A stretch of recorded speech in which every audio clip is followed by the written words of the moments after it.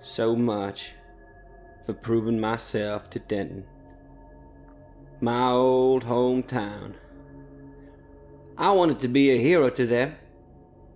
Now I'm starting to feel more like the villain.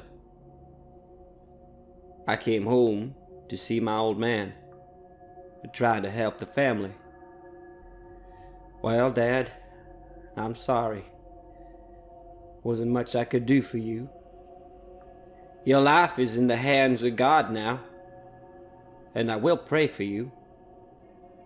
But if you and Mom have gone as crazy as the rest of town, then I don't want to know. I know, Mom, that the last time we spoke, you seemed all good and fine. But so did the people at Mavis's diner. So did everyone up until the time they tried to throw me down into that hole. What I do want to know is if there's truly help to be found from these lizard men, or iguanoid as some call them.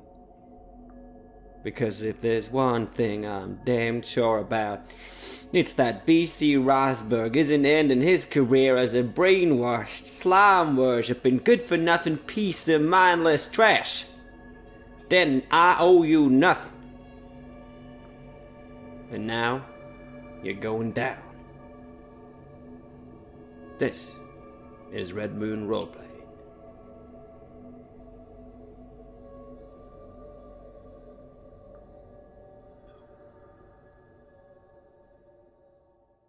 We pan down from the sky and into the woods to where our three heroes are stood around the thick, tar-like puddle of lizardman blood. Must have headed into the forest from here. I wanted to follow it, but it didn't feel safe. But I don't think we have a choice now. I think this is going to be our best chance of locating those lizard folk. So I stand there with my baseball bat, and I'm itching a little, scratching myself, and I look down at this oozing puddle. I look up to Jonas and I say, yeah, well, at least now we don't have that other agent to carry around with us. No, it's just us. No, that's right. We should be able to make swifter progress, I think. Dr. White, are you alright for a trek into the woods? I simply offer a nod. I'm looking extremely agitated, tired, and annoyed at pretty much everything happening at the moment. I simply nod and grunt, yes, of course. Hurry, we need to find this thing soon. And I start leading the way into the forest. I have my gun drawn, but I still have my finger off the trigger. But I am ready to act should anything surprise us. You follow the trail into the woods. It's easy enough to see. Whatever the creature was and wherever it was hit appears to have been bleeding pretty heavily. The trail is thick. You can only hope that the creature is still alive by the time you find it. Sure enough, as the trees get thicker and you start entering swampland, the ground giving out around your feet and having to worry about those expensive shoes you bought up in DC, Faulkner, you see the creature slumped against a tree. Now that you can see it, although only in your torchlight, it still doesn't illuminate the sheer alien nature of this being. To refer to it as a lizard is perhaps incorrect. It looks like a cross between a lizard and a fish, maybe more like a newt. Still, built like a humanoid with 2 strong legs and 2 strong arms, it was easy to see how it could be mistaken for a diving suit, as its skin and its scales look intensely rubbery and have a glossy black sheen.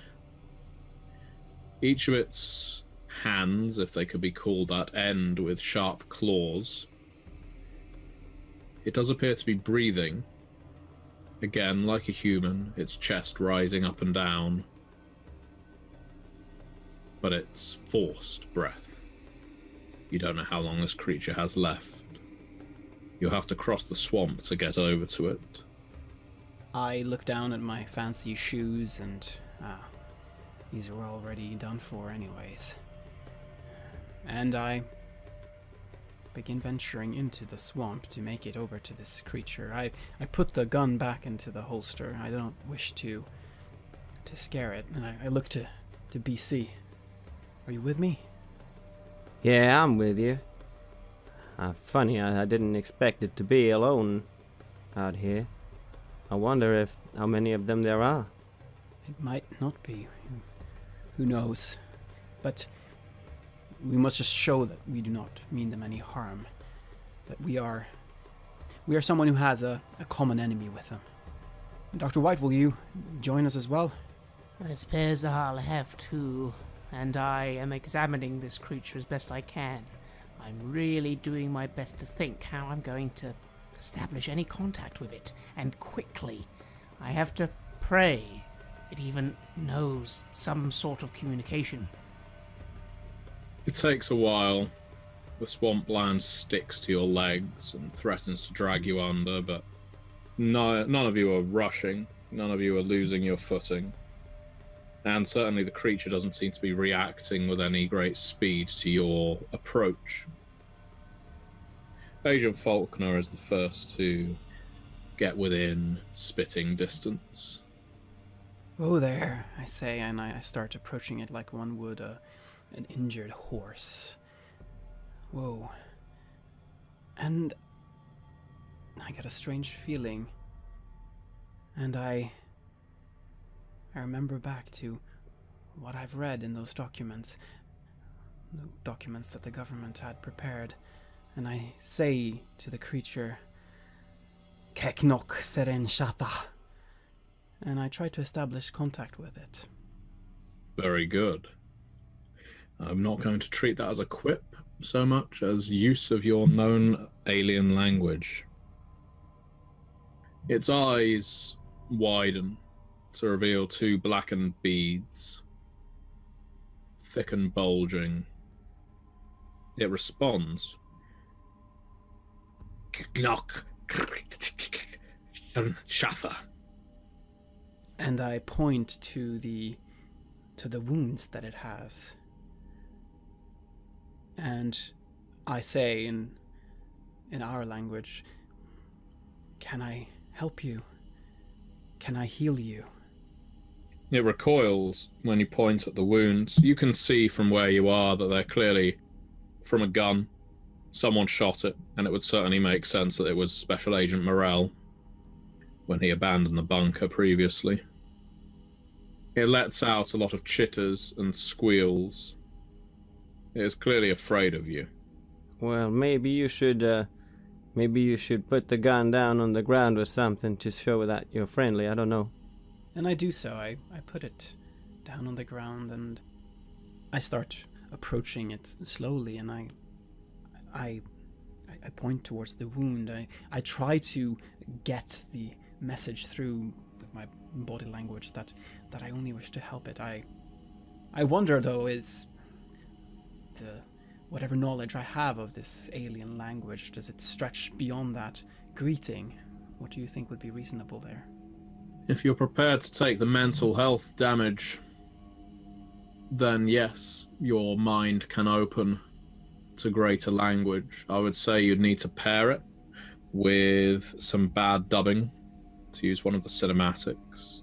You do have currently 2 rewrites in your writer's pool, and bad dubbing costs you 1 rewrite to use.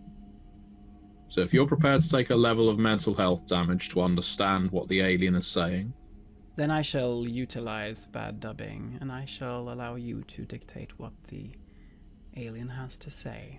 I believe that Agent Faulkner has already suffered some mental health damage, is that correct? Yes, I believe I have 3 mental injuries. Yes. I think it's going to make sense for your character to go down a little further. I think you are currently on just a flesh wound, is that correct? That would be correct, I believe, yes. So you are down to that'll leave a scar, except that'll leave a mental scar. Any dice pools that fall within your archetype now gain 2 dice. If you lose another level, you will gain 3 dice, but then you will be very close to complete and utter mental breakdown. It responds to you in its tongue, which for some reason you are able to understand. Much like the other occasions where something completely inhuman has occurred, it's as if everything around you darkens, the flashlight dims. This time, Dr. White and BC don't appear to have noticed. It's like they're cut out of the frame, and it's just Faulkner and the lizard discussing with each other in an alien tongue that clearly no one else here would have known Agent Faulkner had access to. Agent Faulkner himself probably didn't know. He knew it. It's once again like something is speaking through him and through the lizard to communicate back. There's no mental pain this time. It's more of a vacuum. It's like a weight lifted from your mind. Like your brain has received a scrub deep throughout it and erased all inhibition that you had before of accessing this kind of knowledge, almost an instinctive knowledge, a primordial knowledge that you would have had just from being the descendant of an ancient human. And then from beyond that, perhaps the fish from the sea. The creature speaks to you. I trust you, he says, but I do not have long left. What is it that you want from me? We want to find your people. We have a common enemy. The Oblique. They are threatening this town. They're threatening our families. Just like it is threatening yours. My people are incredibly few now, human, due to the actions of your own fisher folk and the Oblique. Both have taken their toll on our race. We attempted to live in peace in the backwoods parts of your land, in the shallows of your water, but it's all becoming populated, all becoming savaged by your industry. And now with the Oblique waking again, it strikes at us when we are weak. I was merely out hunting when I stumbled upon one of your females running through the woods. I interpreted it as aggression. I defended myself when she came at me. It was only afterwards that I realized she was in distress. I meant none of you any harm. I squinted at the creature. Is this...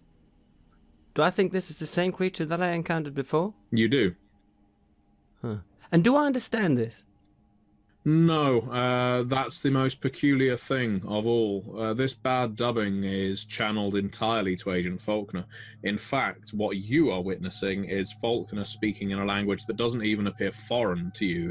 It appears completely and utterly monstrous and alien. Somehow, Faulkner is able to speak the exact same language as a humanoid newt.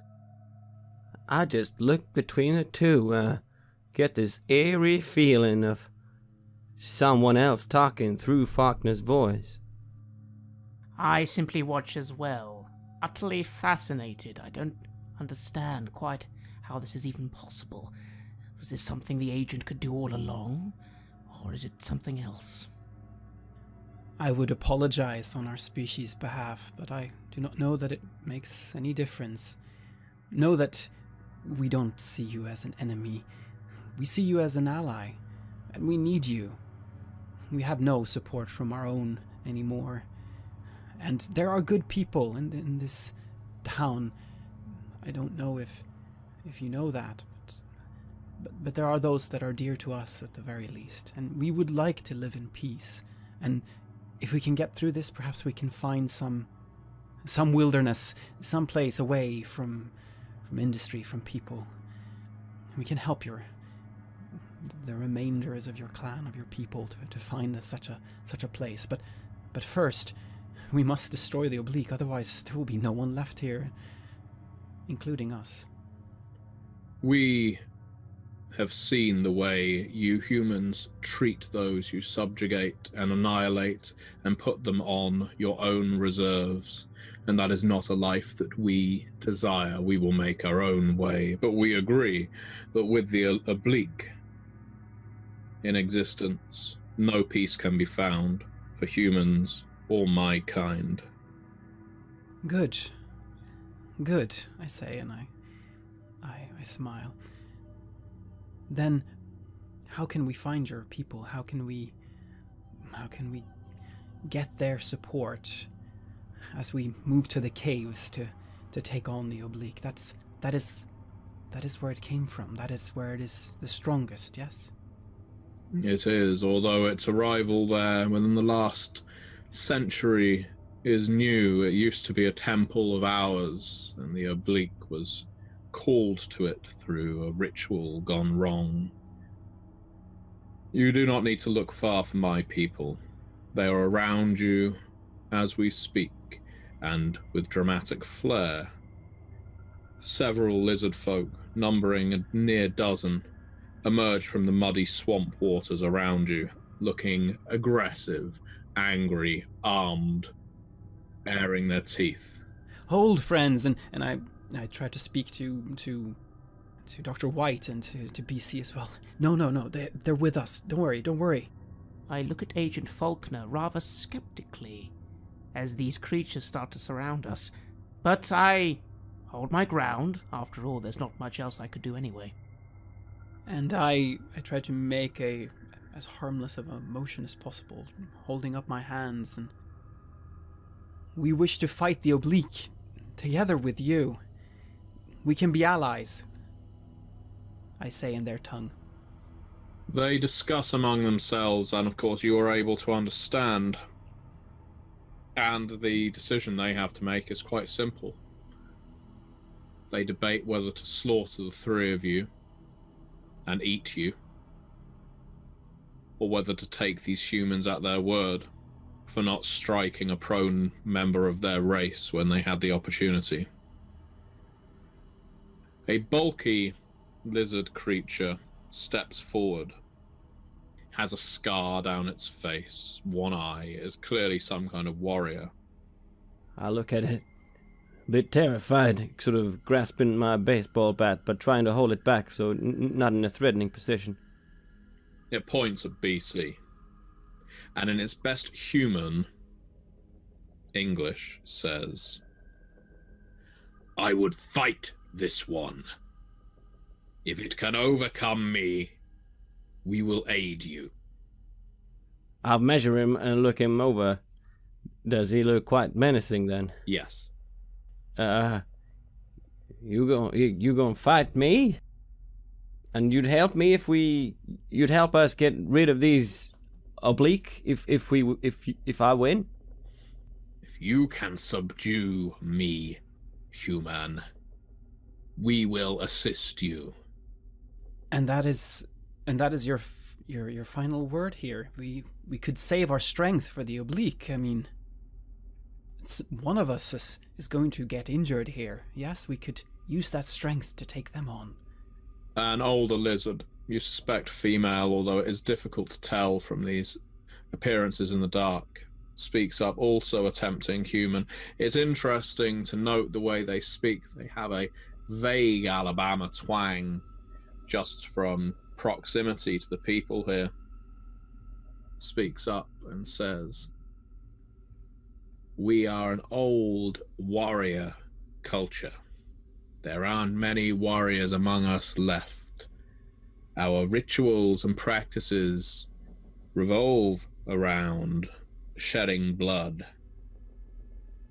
Are you trying to suggest that there's a better way to determine someone's conviction?"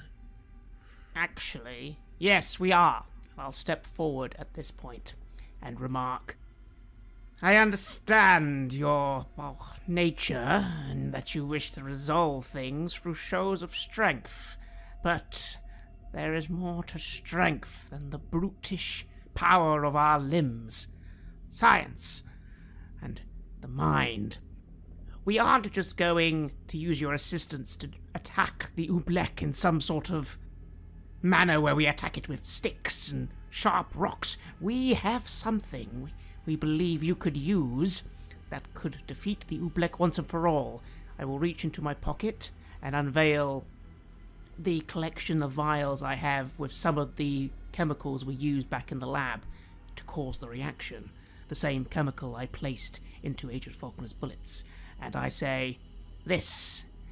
I believe that even a little part of this substance I have here will not simply kill one Ublek or however many there are.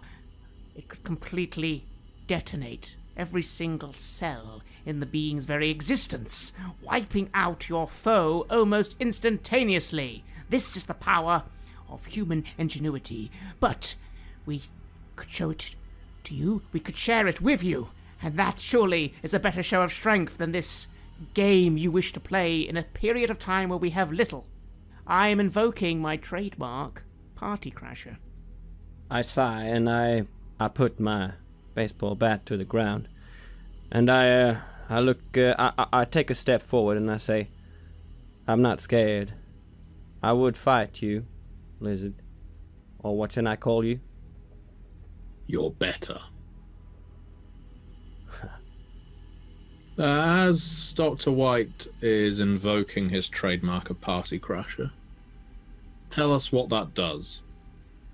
So, my trademark of Party Crasher would give me, I believe, 3 dice to a science roll, and I'm trying to use science, combined maybe with some sort of persuasion here, to, well, crash this party. They want to have a fight to the possible death, or fight to submission, in the typical fashion of their people. I don't think we have time for that. I'm trying to use science to prove otherwise. Very well. I will allow you to use science with presence rather than manipulation, and you can add your +3 dice to that. 4 successes. Do you wish to purchase any stunts, or do you just want to take that as a flat 4 successes? I think on this occasion, let's just go for a flat bunch of success. Well, that's a good call, because the lizards start chattering among themselves again, and Faulkner is able to pick up some of the language, but to your ear, Agent Faulkner, some of it is now becoming foreign babble again. You are starting to lose your grip on this dialect. It's very strange what your mind is currently contorting to try and do, to the point that very soon you don't think you're going to be able to understand them at all. They respond. The older female lizard speaks up. Very well, human scientist. We will take your route. And once the oblique is destroyed,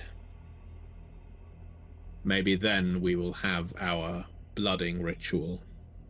I nod, and I kind of feel in myself how something is stirring within me, how I want to fight this being. I don't want to step down from a challenge like this. He grunts at you. It's clearly not over. I simply shake my head a little, looking at BC. I thought the boy had more sense, but I can see that he still wishes to do what all people wish to do and engage in foolishness for the sake of proving something. Disappointing. Still, for now I'll clear my throat, look to the agent and say, "Right, Agent, let us all... Oh, I don't know. How should we proceed?"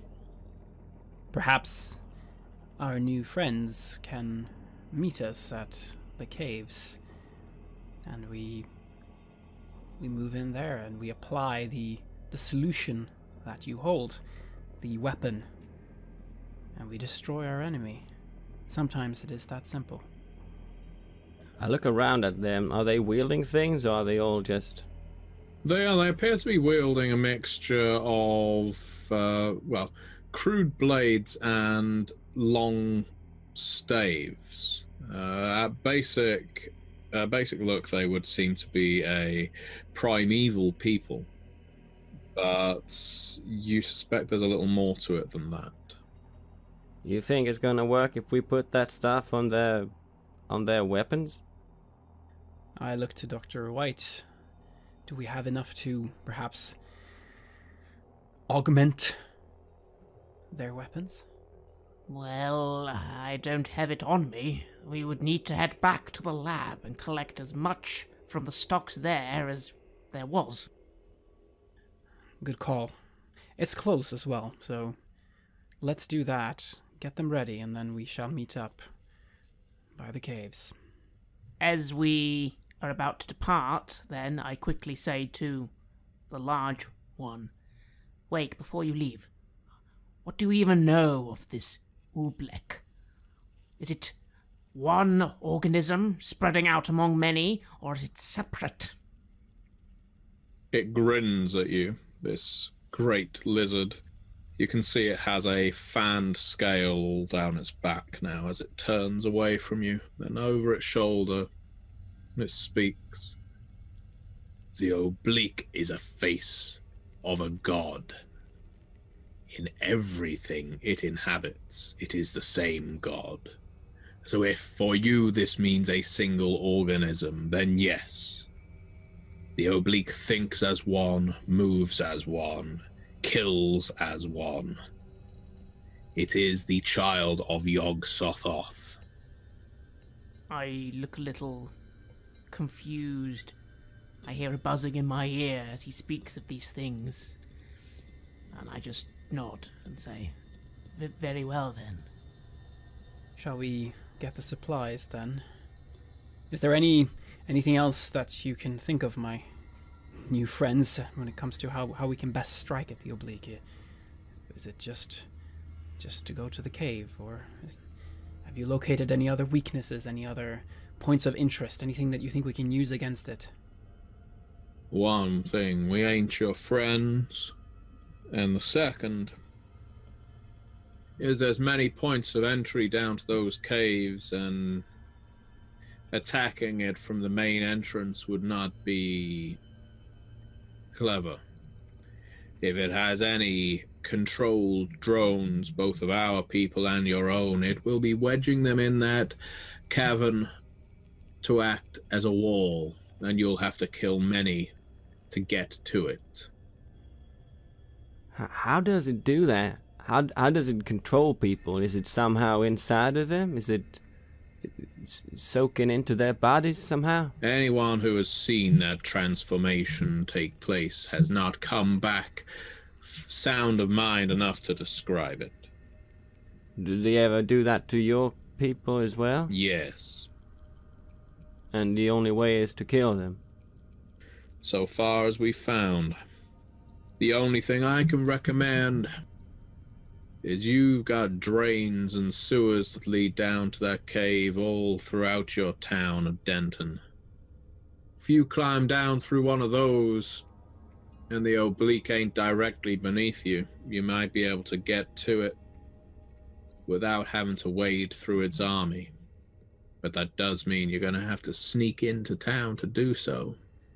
That is an excellent suggestion. BC, you mentioned that they tried to push you down into the sewers, yeah? Yeah, that's right. There was this drain just outside the Mavis. You know Mavis's diner? I do, but surely that must be an important spot. Perhaps we can locate one that is, not used for sacrifices. We think the oblique heart moves around in your drains. So no, you do not want to go straight into one of them and land on the oblique. That would probably lead to a very swift end, but not painless for you. Well, there are outlets. Maybe we can approach one of them from the sides. Yeah. Let's do that. Where are you going to meet up with us? Well, it might be better that we stand together then and find one of these entrances. Perhaps we can enter from many locations. That way we can perhaps corner it. We can surround it. We can attack it from behind. It's going to be very tight down there. If we all move into the same place, I think we might get stuck. I like that idea. The bulky one, of course, speaking. All of us get a chance to deliver the kill. We take every single drainage entrance you humans have carved into the ground, and only one of us will meet this thing. So we spread out. Do you know anything else that might be useful for fighting it if you have been fighting it before? Anything it's sensitive to? Fire holds it back. He slams the base of his stave against a tree, and it belches flame from the tip. You can't see how that device works. It's clearly alien in manufacture. Fire holds it at bay, but we do not believe that fire destroys it. If we knew how to destroy it, it would have been gone a century ago. Do you have any more of those kind of staves that you have there? They're not fit for human hands. Use your wonderful science technology. I can use anything that I lay my hands on, thank you very much. That's good, BC. I'm sure we have some flares in the lab, perhaps, or we can locate them in town. I don't want no flare. I want a goddamn fire staff like that. I sort of smile, even though this is a very worrying situation, but I'm glad to see that BC can find the fun in it. Alright, BC, if you can get a hold of one of those staffs, be my guest. Jern Drak is dead, the older lizard woman says, noticing that the slumped over lizard folk is now past. If you're so determined to use our weaponry, you can have his staff, and maybe you can make his death mean something. I nod and I'll look around. Is it lying there next to him? Yeah, you had just thought it was a lengthy branch from a tree, but given the reverence the other lizards are showing it. I have been using plenty of new objects, machinery, new kinds of tools throughout my career. No, many of which I didn't know anything about before. I'm used to learning new stuff. That's part of my entity. That's part of being me. Minimum effort, picking anything up. And so I pick this branch up and I examine it with the same kind of examination that I used when I always pick something new up. With determination that I can use it. Can I find anything out about it or examine it somehow? I think we'll require a roll, although the difficulty for you to succeed is going to be a 2. You need to get 2 successes on this. Yeah. For you to work out it's how to activate it. Otherwise, you will be asking the lizards, which may mean they lose a bit of confidence in you. I would suggest you either use close combat or culture. Close combat will show you how to use it. Culture will show you, well, we'll tell you more about the device and potentially something like how to reload it, how to best use it, and pair it with intellect. Can I use my trademark cultured warrior and use resolve instead as my determination that I'll be able to use anything? Yep, I think that is the ideal use for that. And if you get multiple successes here, you might get an award-winning scene. You can exert some directorial control. And you can close off this scene however you wish. You see, me standing there and I take some determined steps forward. I kneel down and I trace my hands along the staff. Looking for anything that stands out. Trying to think of how he was using it. He was swinging it in the air and sparks flew when he hit the branch. And so far what little I've learned from these people. And I try to combine that into some kind of determined act of learning what I can about this. And instinctively figure this out. And I whisper to myself as I say this. I whisper, Flune drill, Cly Yog Sotha, as I did once before. I think that's an excellent use of equip there. So I'm going to give you an additional die. I'm not even going to wait for the rest of the group to vote on that. Remember, you need 2 dice to succeed, which shouldn't be many, but it is 8s and above. I got a 0 and an 8. You passed by 1. In that case, as 0s count for 2 successes. That means not only are you successful in running your hand over the long staff, what first appear to be knots in the wood and where branches or twigs may have once hung, you realize that the notches are in fact carved. This is an immaculate piece of wood craftsmanship, and even more so for the ability within it. You aren't entirely sure how it works, but from what you can tell, there is a moving part or moving parts within the staff that create some kind of friction, some kind of energy. Interesting.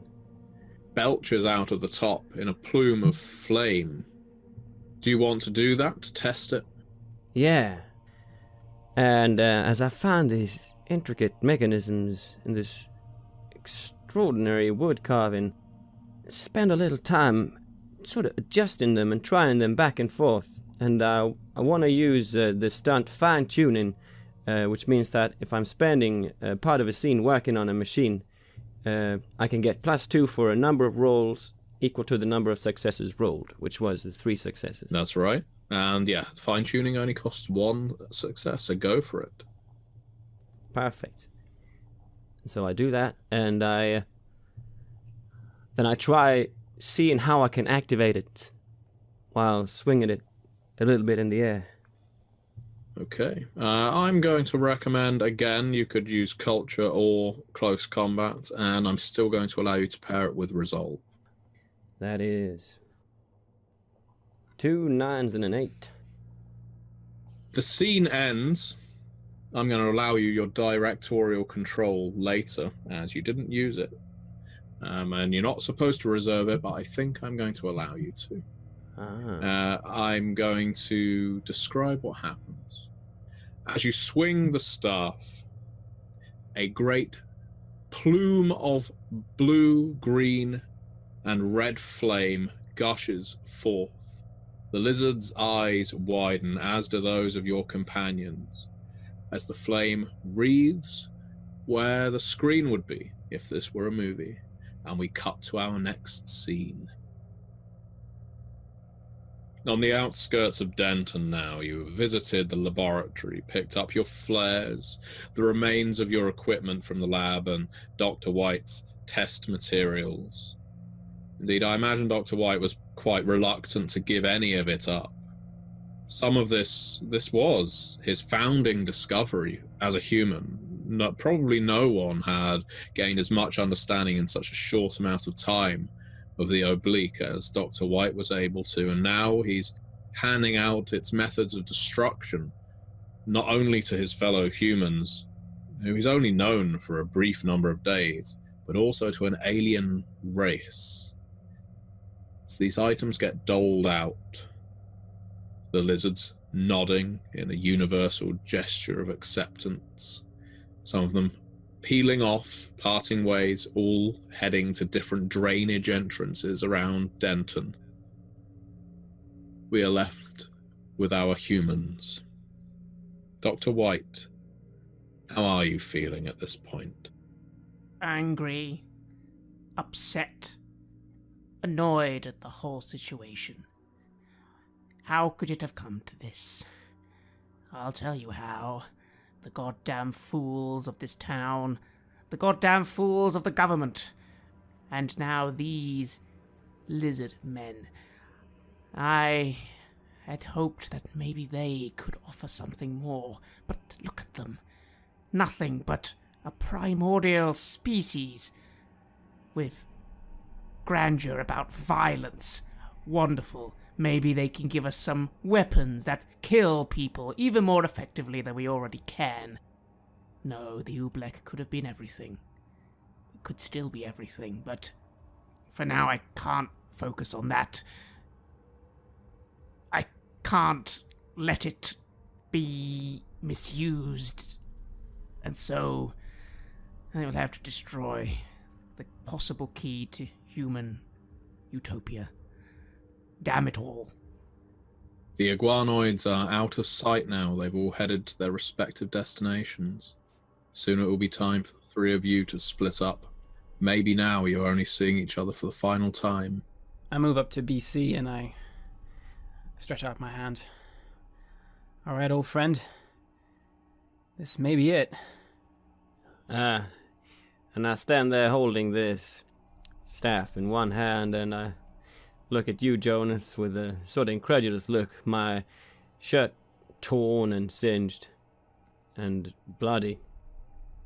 Yeah, old friend. Can't believe what it's come to. And you see a bit of concern in my eyes. And I say, I wonder if I should have tried calling my parents before I left. Do you have a phone here, or what do you think? Best not know now. It would only distract us from what we must do. The best thing we can do now to protect them is to take out this threat. And hopefully that will break its control. Who knows? Maybe they have been taken by it, and then we would only be forced to use violence on them, and I cannot do that on my parents. No, let us destroy this thing first, and then we will see them again, and everything will be well. I grasp my forehead and I look down into the ground and I say, well, I didn't even think of that. Heck, what if we find that our parents are some of those standing in the way for us? We would have to do it, you know. We would have to beat them down too. Well, you'll have to deal with it when the time comes, boy. Now, both of you remember that it's very possible that the reaction could be instantaneous. I'm hoping it's not, due to the mass the creature might have. But, again, if you get this chemical into it, you might not exactly have much time to run. So just be aware. So how do I do that? Do I throw that container at it, or what is the best way of delivering it? I believe that would be the best way. I mean, the best way would be in a goddamn lab with actual assistance, but... And I look at Agent Faulkner. Not only has this town failed us, but your government has failed us as well. I hope you both know this is the worst option we're doing. It's the only option, Dr. White. The only choice we have. No, we had many choices, but they've been taken from us by your government. Everything. God damn it! And I hit my cane on the floor. I mean, just think of it. We could have had the cure to all disease. We could have had the cure to world hunger. We could have had everything. I'm blowing it up. Yeah. Now, listen here, Doctor. I trust you to do what you need to do when the time comes as well. Well, I have no idea what exactly I'm going to be doing. Remind me how I convinced you two to let me go by myself with lizard men. I'm not exactly going to be attacking anything with this cane. Ugh. I just have to hope I find a sample and can administer. But if you two do it, then, well, good. Yeah. Fine. All right. I go and I pick up a bag of things that I might need on the way. A torch and the rope and the blanket, the toolkit of my dad. And I nod to the two of you. I guess I'll see you on the other side then. See you on the other side, BC. Yes. We try and find the mass of the Ublek, destroy it, and get out, I suppose. That's the plan, Dr. White. Oh, very well then. For what it's worth, I don't think you two are responsible for all this folly. I simply blame everyone else. I trusted in your government, Agent. I think I was wrong. Well, we shall have to see. Perhaps they will come to our aid. I say, and I smile, but I'm uncertain.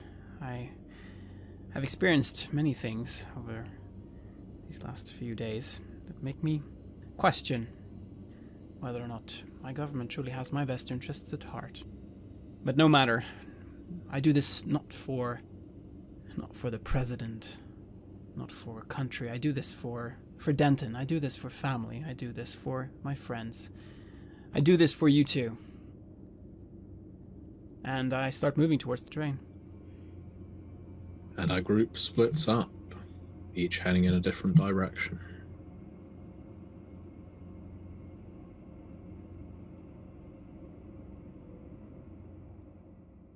You have listened to an episode of Red Moon Roleplaying, where we played the campaign Terror at Makeout Point, for They Came From Beneath the Sea. Our Game Master was the Gentleman Gamer, Matthew Dawkins, who also created the game. They Came From Beneath the Sea is published by Onyx Path Publishing, and we would like to extend a big thank you to them and to Matthew for doing this actual play project with us. The music for this episode is taken from the Cryo Chamber collaborations Cthulhu, Yog-Sothoth, Azathoth, Shab-Niggurath, and Nyarlathotep, and is used with permission from Cryo Chamber. Please check out cryochamber.bandcamp.com or their YouTube channel for more of their lovely dark ambience. Finally, a big thank you to all of our Patreon backers. Creating all of this content would not be possible without your generous support on Patreon. You give us loads of energy, you help us cover our costs, and you open up time for us to record and edit. So, from the bottom of our hearts, thank you ever so much. See you again soon.